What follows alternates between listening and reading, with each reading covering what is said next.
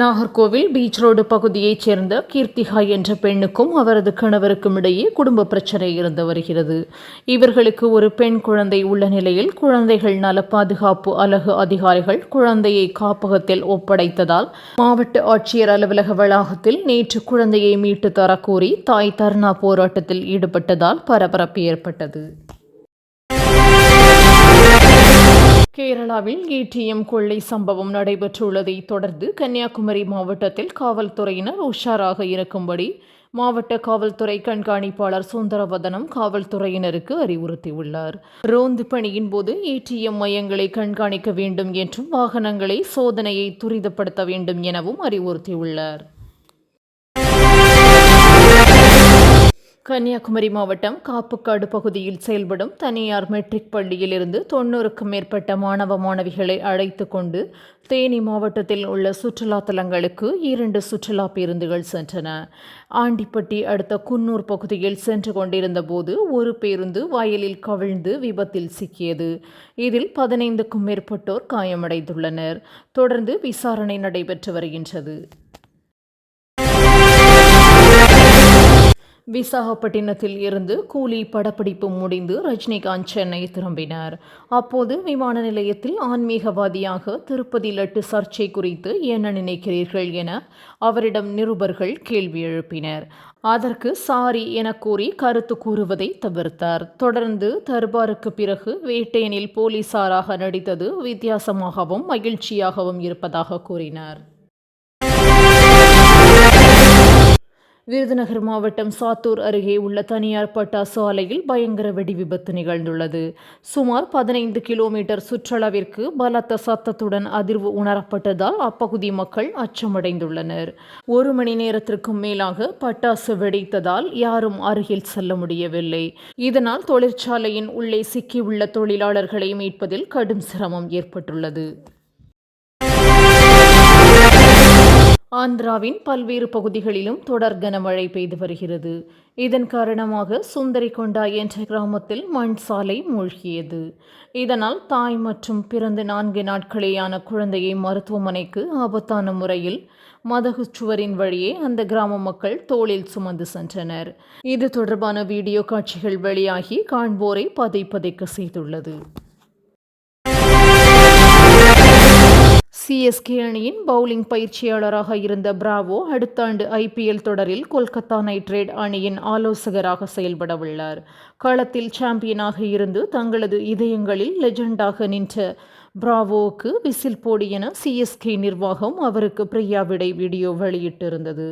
இந்நிலையில் Bravo CSK அணி நிர்வாகம் மற்றும் ரசிகர்களுக்கு நன்றி தெரிவித்து வீடியோ வெளியிட்டுள்ளார். நாமக்கல் மாவட்டம் குமாரபாளையம் அருகே வடமாநில கொள்ளை கும்பல் நேற்று பிடிபட்டது. கேரள மாநிலம் திருச்சூரில் நேற்று அடுத்தடுத்து 3 ஏடிஎம்களில் வடமாநிலத்தைச் சேர்ந்த கொள்ளை கும்பல் கொள்ளை சம்பவத்தை அரங்கேற்றியது. இந்நிலையில் கொள்ளையர்கள் பயன்படுத்திய கண்டெய்னர் லாரியை போலீசார் துரத்தி வந்தபோது அவர்களிடம் இருந்து தப்பிப்பதற்காக வழிநெடுக நின்ற வாகனங்களை இடித்து தள்ளிவிட்டு தப்ப முயன்ற பரபரப்பு காட்சிகள் வெளியாகியுள்ளது. நடிகர் விஜயின் தமிழக வெற்றிக் கழகம் கட்சியின் மாநாடு அக்டோபர் 27 விக்கிரவாண்டியில் நடைபெறவுள்ளது.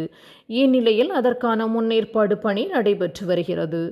இந்நிலையில் பொதுமக்கள் மாநாட்டில் கலந்து கொள்ள வேண்டும் என்று தமிழக வெற்றிக் கழகத்தின் கட்சியில் பொதுச் செயலாளர் புசி ஆனந்த் அழைப்பு விடுத்துள்ளார். மேலும் மாற்றுத்திறனாளிகள், பெண்கள், திருநங்கைகளுக்கு தனித்தனியாக இருக்கைகள் ஏற்பாடு செய்யப்பட்டுள்ளது என்றும் தெரிவித்துள்ளார். ஹிஸ்புல்லா தலைவர் நஸ்ரல்லா படுகொலை செய்யப்பட்டார் என தகவல் வெளியாகியுள்ளது. லெபனானில் உள்ள ஹிஸ்புல்லா தலைமையகம் மீது நேற்று டன் கணக்கான எடை கொண்ட பதுங்கு குழி குண்டுகளை வீசி இஸ்ரேல் தீவிர தாக்குதல் நடத்தி வருகிறது.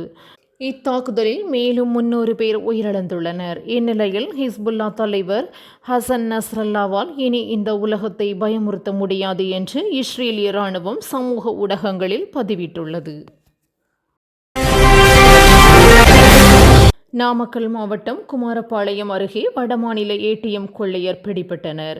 சிக்கியவுடன் போலீசாரை தாக்கிவிட்டு லாரி டிரைவர் மற்றும் கண்டெய்னரில் இருந்த மற்றொரு கொள்ளையர் தப்பி ஓடினர்.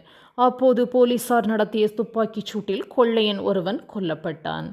இந்நிலையில் என்கவுண்டர் செய்யப்பட்ட ஜுமாதீன் என்ற கொள்ளையனின் புகைப்படம் வெளியாகியுள்ளது. தமிழகத்தில் மேலும் 2 நகரங்களில் மினி டைட்டில் பார்க் அமைய உள்ளதாக அரசு அறிவித்துள்ளது. அதன்படி கரூர், திருவண்ணாமலையில் இதற்கான முதற்கட்ட பணிகளை அரசு தொடங்கியுள்ளது. தகவல் தொழில்நுட்ப சூழல் அமைப்பை விரிவுபடுத்த 2ஆம், 3ஆம் தர நகரங்களில் மினி டைட்டில் பூங்கா அமைக்கும் வகையில் இத்திட்டம் செயல்படுத்தப்படுகிறது. ஏற்கனவே விழுப்புரம், தஞ்சாவூர், சேலம் மாவட்டங்களில் மினி டைட்டில் பூங்கா செயல்பாட்டில் உள்ளன. அரைத்த மாவையே அரைக்க வேண்டாம் என்று ஓபிஎஸ் குறித்த கேள்விக்கு அதிமுக முன்னாள் அமைச்சர் ஜெயக்குமார் காட்டமாக பதிலளித்தார். சிவா ஆதித்தனாரின் 120வது பிறந்தநாள் விழா நேற்று கொண்டாடப்பட்டது.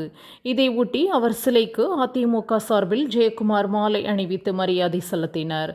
பின்னர் பேட்டியளித்த அவர் அதிமுகவிற்கு துரோகம் செய்த ஓபிஎஸ் முகத்திலேயே முழிக்கக்கூடாது என தெரிவித்தார்.